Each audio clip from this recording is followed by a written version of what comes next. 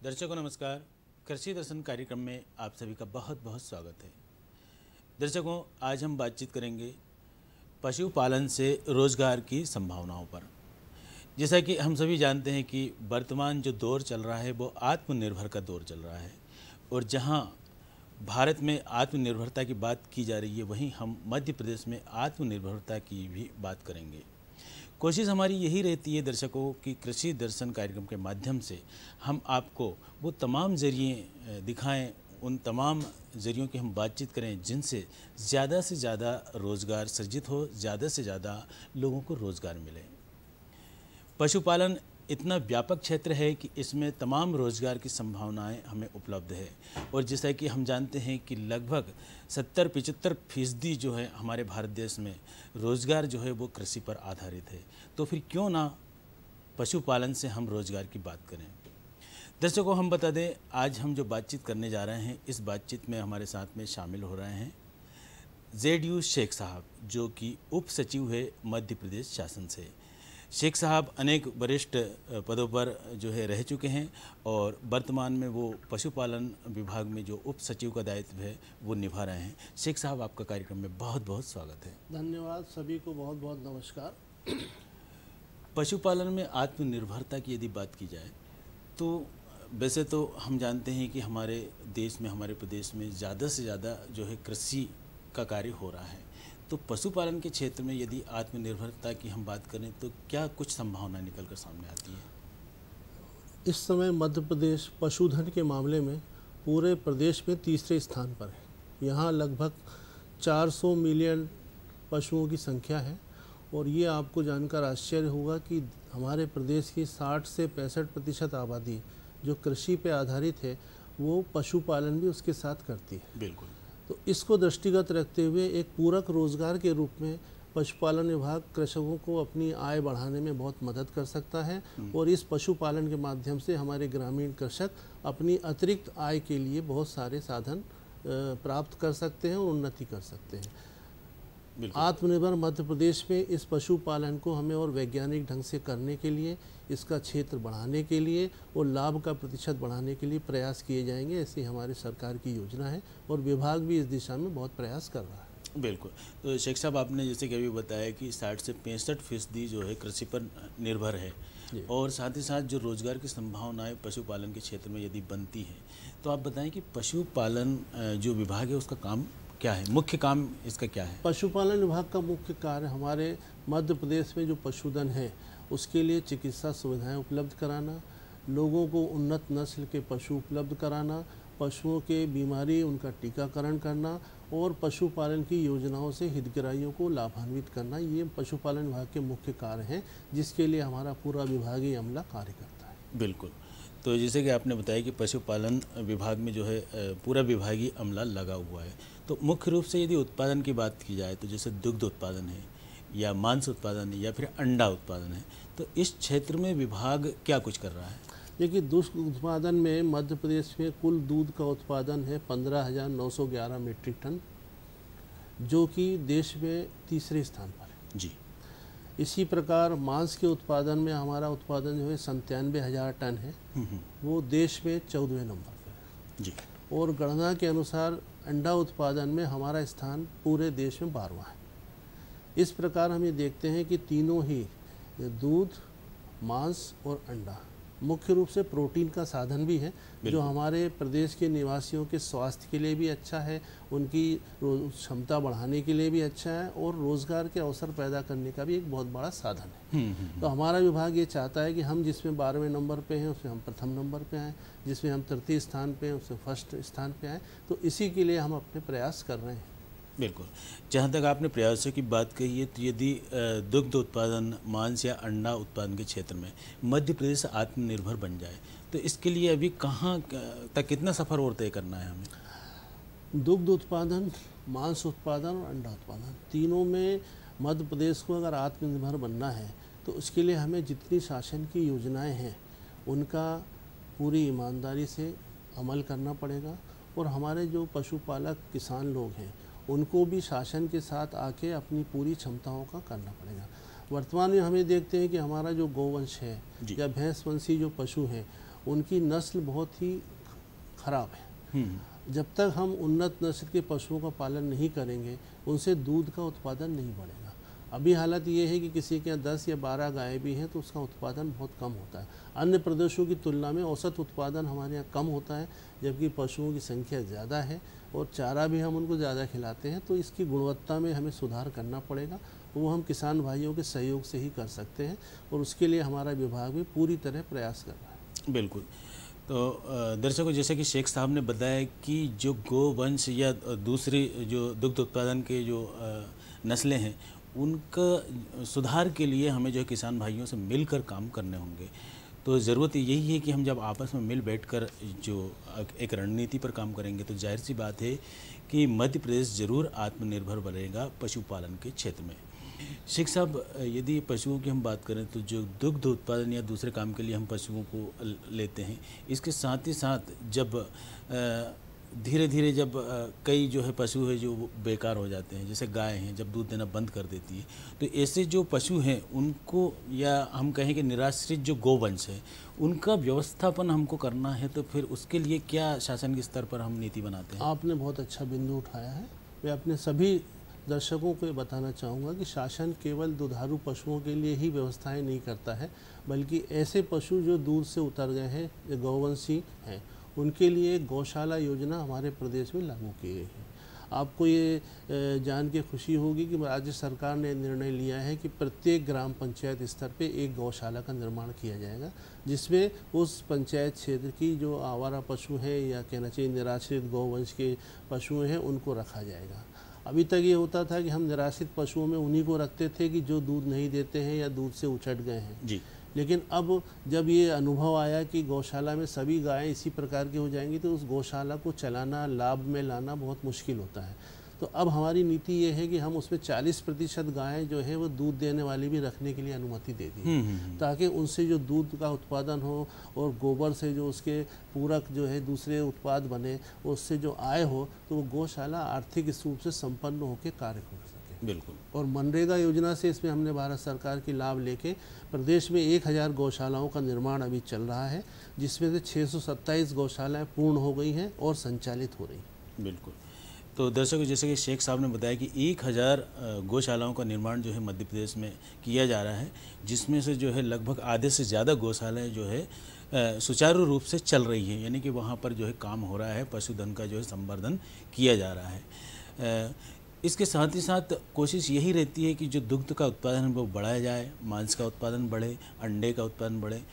Dairy क्षेत्र में जहाँ तक किसान भाइयों यदि हम लाभ की बात करें तो काफ़ी कुछ लाभ की गुंजाइश यहाँ पर दिखती है।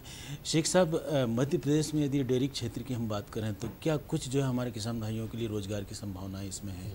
देखिए, डेयरी क्षेत्र एक ऐसा है जिसमें रोज़गार की अपूर्ण संभावनाएं हैं और बाज़ार की कमी भी नहीं है। वर्तमान में हमारे प्रदेश में प्रतिदिन दुग्ध की उपलब्धता जो है वो 538 ग्राम है, जबकि देश का औसत जो है 394 ग्राम। अच्छा।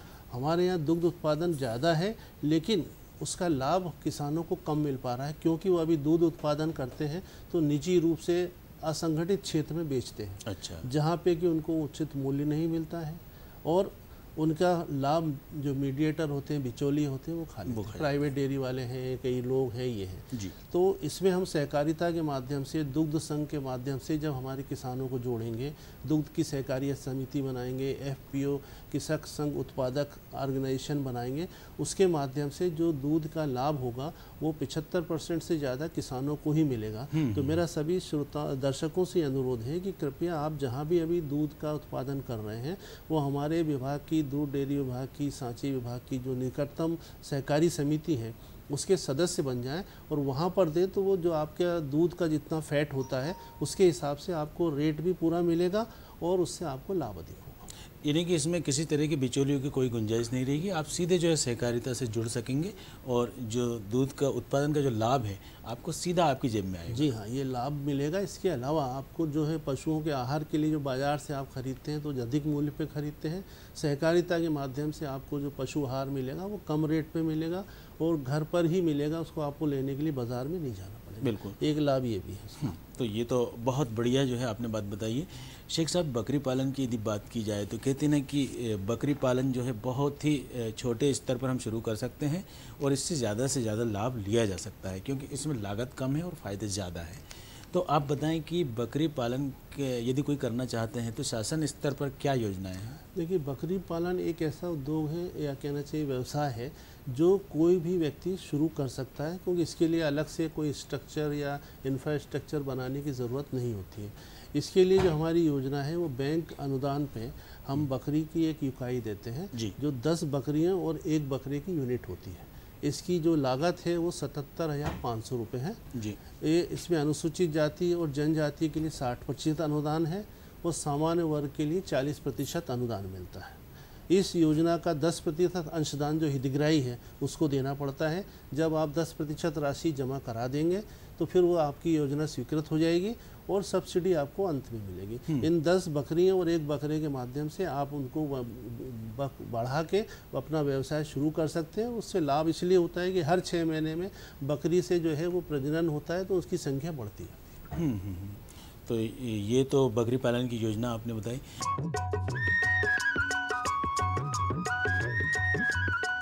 अरे भाई, सुना नहीं क्या? केसीसी ने किसानों का जिंदगी बदल दिया है।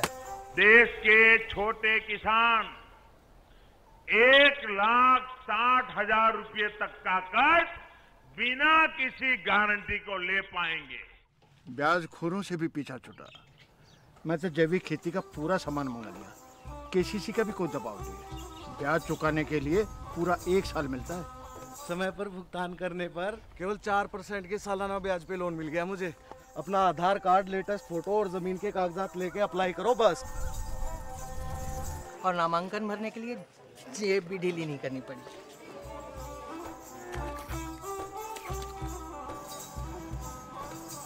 चाचा, उधार चुकाने के 24 घंटे के बाद उतने ही पैसे वापस निकाल सकते हैं। केसीसी ने किसानों की जिंदगी वाकई बदल दी है। तो आप भी किसान क्रेडिट कार्ड अपनाएं और सहजता से ऋण पाएं।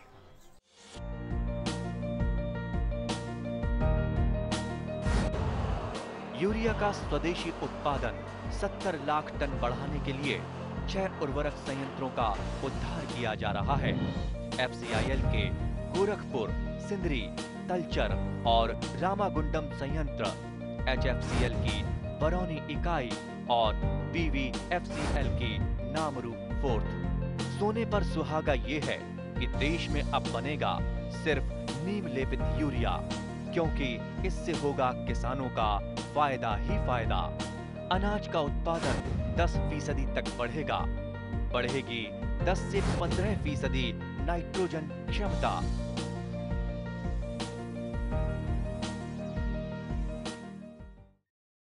शेख साहब, यदि मुर्गी पालन की बात करें तो क्योंकि हमारे प्रदेश में काफ़ी स्तर पर मुर्गी पालन किया जाता है, लेकिन जो सरकारी स्तर पर जो अनुदान मिलता है या कुछ फैसिलिटीज़ मिलती हैं तो उसकी कई लोगों को जानकारी नहीं होती है। तो आप बताएं कि क्या कुछ जो है मुर्गी पालन के क्षेत्र में योजनाएं चल रही हैं? देखिए, मुर्गी पालन क्षेत्र में 2 तरह से मुर्गी पालन होता है। एक होता है मुर्गी के मांस के लिए, इसको ब्रायलर बोलते हैं, और एक होता है जो मुर्गी जिससे अपन को अंडा प्राप्त होता है, वो लेयर का होता है जी। अभी ये जो मुर्गी पालन का कार्य चल रहा है वो छुटपुट क्षेत्रों में चल रहा है, प्राइवेट सेक्टर में बहुत बड़े स्तर पर चल रहा है। हमारे किसानों के लिए सरकार ने 2 योजनाएँ बनाई हैं। एक बैकयार्ड कुक्कुट इकाई योजना बनाई है, जिसके अंतर्गत हम सभी गरीब के BPL वाले जो हितग्राही हैं उनको 2225 रुपये में जो है करीब 40 चूजे प्रदान करते हैं, जो उनके पालने के लिए होते हैं। जिनको पाल के वो बेचते हैं तो उनको बहुत सारी आय प्राप्त होती 6 महीने के बाद ही, ठीक है कि नहीं। और इसमें हमारे 75% अनुदान भी रहता है। अच्छा, हाँ। तो ये एक ऐसी योजना है जो हर घर में और हर किसान इसको कर सकता है, क्योंकि इसके बाद खेत खलिहान सभी होता है जहाँ इनको पालना बहुत आसान होता है। बिल्कुल। तो ये मुर्गी पालन की योजना आपने बताई, साथ ही साथ बकरी पालन के बारे में बताया। शेख साहब, चूँकि समय की काफ़ी कुछ वो रहती है और बातों में जो है, क्योंकि ये इतना व्यापक क्षेत्र है तो हम बातें करते रह जाएंगे, ज़रूरी बातें रह जाएंगी। सबसे ज़रूरी बात हम आपसे ये जानना चाहेंगे कि यदि पशुपालन के क्षेत्र में हमारे किसान भाई लगे हुए हैं और यदि उनको आकस्मिक पशुओं के लिए चिकित्सा की ज़रूरत पड़ती है, तो जैसे आजकल जो मोबाइल चलित चिकित्सा केंद्र है, इस तरह से पशुओं के लिए कुछ व्यवस्था है क्या? जी हाँ, आपने बिल्कुल सही प्रश्न उठाया। मैं अपने सभी दर्शकों को, किसानों को ये बताना चाहूँगा कि पशुओं के स्वास्थ्य की देखरेख करने के लिए घर पहुंच सुविधा हमारे यहाँ लागू है, जिसको हम पशु संजीवनी का नाम देते हैं। उसका टोल फ्री नंबर है 1962 1962। इसको नोट कर लीजिए। जिस किसी को भी गांव में बकरी अपने पशु बीमार हो, चिकित्सा सेवाएं लेना हो, तो इस टोल फ्री नंबर पे वो अपने कंप्लेंट एक बार और दोहरा दीजिए आप नंबर। टोल फ्री नंबर है 1962 1962 1962 नंबर है। और ये पशु चिकित्सा के लिए टोल फ्री नंबर पूरे मध्य प्रदेश में लागू है। जिसको भी किसी भी गांव से आप मोबाइल से लैंडलाइन नंबर से डायल कर देंगे, आपकी शिकायत दर्ज कर ली जाएगी। हमारा जो कंट्रोल रूम है भोपाल का, वहाँ से वो निर्देश दे देगा, तो आपके उस गांव में वो हमारी वैन पहुँचेगी। उसमें हमारे डॉक्टर होंगे, गौ सेवक होंगे, फील्ड असिस्टेंट जो भी वो बीमारी के हिसाब से होंगे, आपके घर में जाके वो सेवाएं देंगे निःशुल्क।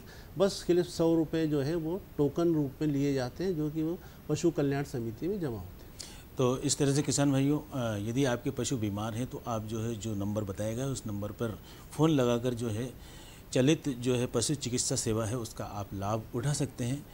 शेख साहब, पशुपालन के क्षेत्र में हम आत्मनिर्भर बनने की कोशिश कर रहे हैं, किसान भाई अच्छा काम भी कर रहे हैं, लेकिन कहीं कुछ प्रोत्साहन की बात आती है तो पशुपालन विभाग की ओर से किसान भाइयों को किस तरह से प्रोत्साहित किया जाता है? आपने बहुत अच्छी बात उठाई है।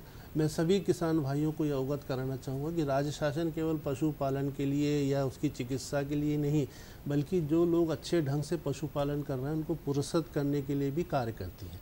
हमारी एक गोपाल पुरस्कार योजना है विभाग की, जिसके अंतर्गत प्रत्येक विकासखंड स्तर पर, प्रत्येक जिला स्तर पर और उसके बाद राज्य स्तर पर प्रतियोगिता आयोजित होती है। जो अपने पशु को सबसे अच्छे ढंग से रखता है, जिस किस्म के पशु की सबसे ज़्यादा दूध देने की क्षमता होती है, उसको पुरस्कार दिए जाते हैं। इसके लिए गौवंशी और भैंसवंशी दोनों तरह के पशुओं की प्रविष्टियां होती हैं और ये अपने विकासखंड कार्यालय में आप जाके अपना पंजीयन करा सकते हैं। इसका प्रचार प्रसार किया जाता है और उसमें एक समिति होती है जो खंड स्तरीय, जिला स्तरीय पर वो 3 दिन तक उनका यील्ड देखती है कि कितना दूध उत्पादन हो रहा है और जो सबसे ज़्यादा होता है वो उसको पुरस्कृत किया जाता है। बिल्कुल।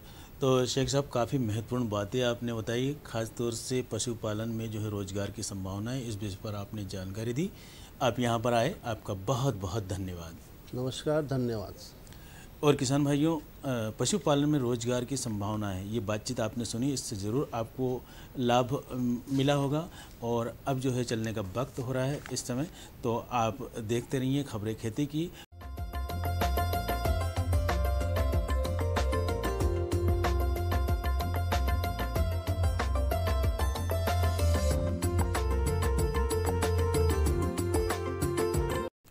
नमस्कार किसान भाइयों, खबरें खेती में आपका स्वागत है। आइए नजर डालते हैं आज की कृषि की मुख्य खबरों पर। प्रधानमंत्री 12 सितंबर को करेंगे आवासों का लोकार्पण। पंचायतों में विकास कार्य के लिए नहीं होगी धन की कमी। उड़द प्रक्षेत्र दिवस का आयोजन, टमाटर की उत्तम पौधशाला, दुधारू पशुओं में थन सूजने की समस्या। और अब खबरें विस्तार से। प्रधानमंत्री 12 सितंबर को करेंगे आवासों का लोकार्पण। मुख्यमंत्री श्री चौहान ने जानकारी दी कि प्रधानमंत्री श्री नरेंद्र मोदी 12 सितंबर को 1,50,000 आवासों का सिंगल क्लिक से लोकार्पण करेंगे। प्रधानमंत्री वीडियो कॉन्फ्रेंस के माध्यम से पंचायत प्रतिनिधियों से संवाद भी करेंगे। मुख्यमंत्री ने पंचायत प्रतिनिधियों से कहा कि वे अपने क्षेत्र में प्रधानमंत्री आवास योजना के हितग्राहियों का समारोह पूर्वक गृह प्रवेश आयोजित करें। श्री चौहान ने कहा कि पंचायतों को उपलब्ध कराई जा रही राशि से पंचायतें सामुदायिक स्वच्छता परिसर, पेयजल कूप, नल जल संबंधी कार्य, रूफ वाटर हार्वेस्टिंग, साफ सफाई व स्वच्छता के कार्य और जल संरक्षण संबंधी निर्माण कार्य करा सकेंगी। पंचायतों में विकास कार्य के लिए नहीं होगी धन की कमी। मुख्यमंत्री श्री चौहान ने कहा कि गांव की तस्वीर बदलने का दायित्व पंचायत प्रतिनिधियों का है। राज्य सरकार इन कार्यों के लिए संसाधनों की कोई कमी नहीं होने देगी। पंचायत प्रतिनिधि विकास कार्यों का पूरी प्रतिबद्धता, पारदर्शिता और ईमानदारी से संचालन करें। मुख्यमंत्री श्री चौहान ने 15वें वित्त आयोग अनुदान की 996 करोड़ राशि पंचायतों को सिंगल क्लिक से ई ट्रांसफर की।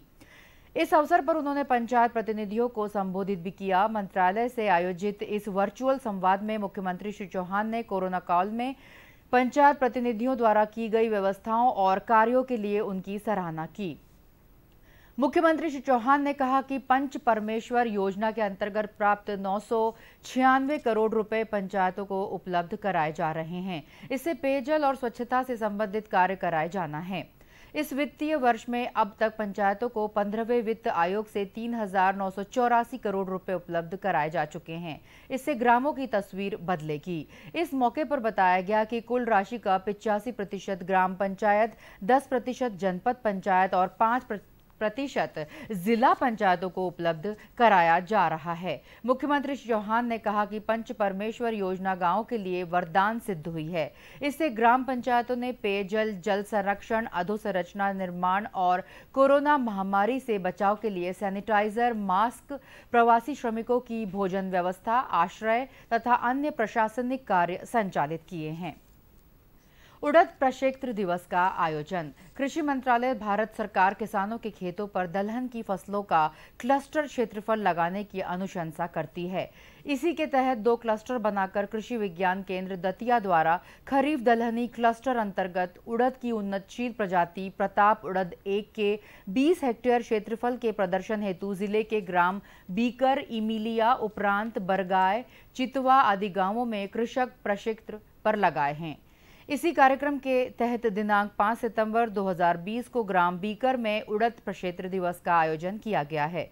इस अवसर पर केंद्र के वैज्ञानिक डॉक्टर राजीव सी चौहान ने किसानों से उड़द उत्पादन तकनीकी पर विस्तार से चर्चा की एवं प्रदर्शन लगाने के उद्देश्य बताए। साथ ही उपस्थित कृषि वैज्ञानिकों ने उड़द में लगने वाले रोग व कीटों की समस्या पर विस्तार से जानकारी दी। उड़द में मौसम के उतार चढ़ाव एवं बीज उपचार न करने या सही बीज न बोने के कारण पीला मोज़ेक रोग की समस्या इस बार ज्यादा आ रही है। इसके लिए पीले पौधों को उखाड़कर नष्ट करें एवं इमिडाक्लोप्रिड 17.8 या थाइकोमेथेक्साम नामक दवा का छिड़काव करें। कार्यक्रम में किसानों ने धान, मूंगफली, तिल आदि फसलों की समस्या बताओ, जिसका समाधान किया गया। टमाटर की उत्तम पौधशाला। सब्जी उत्पादन करने वाले भाई अगले माह रोपाई करने हेतु इस सप्ताह टमाटर की उन्नतशील किस्में जैसे पंजाब छुआरा, पूसा रूबी, काशी अमृत, काशी विशेष, अनुपम, पूसा शीतल किस्मों की बुआई कर सकते हैं।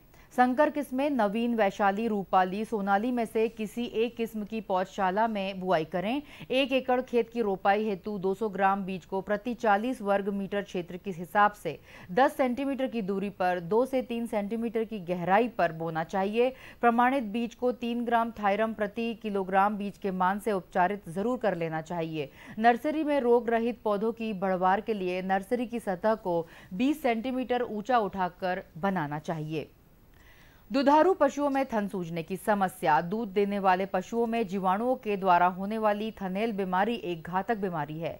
यह बीमारी पशुओं में गंदगी के कारण होती है। पशु के थनों में जीवाणुओं का संक्रमण हो जाता है तथा थनों में से मवाद आने लगता है। आयन सूज जाता है और लाल हो जाता है। प्रभावित थनों से निकलने वाले दूध में छिछड़े आने लगते हैं तथा खून भी आने लगता है। प्रारंभिक अवस्था में ही रोग की पहचान कर व समय से इलाज कराने पर रोग ठीक हो जाता है। अन्यथा पशु के थन खराब होकर सूख जाते हैं, जिन्हें अंधा थन कहते हैं। इन थनों का कोई इलाज संभव नहीं होता है। रोग की जानकारी होने पर शीघ्र पशु चिकित्सक से संपर्क कर इसका उपचार कराएं। तो किसान भाइयों, खबरें खेती में बस इतना ही। आप देखते रहिए कार्यक्रम कृषि दर्शन और मुझे दीजिए आज्ञा। नमस्कार।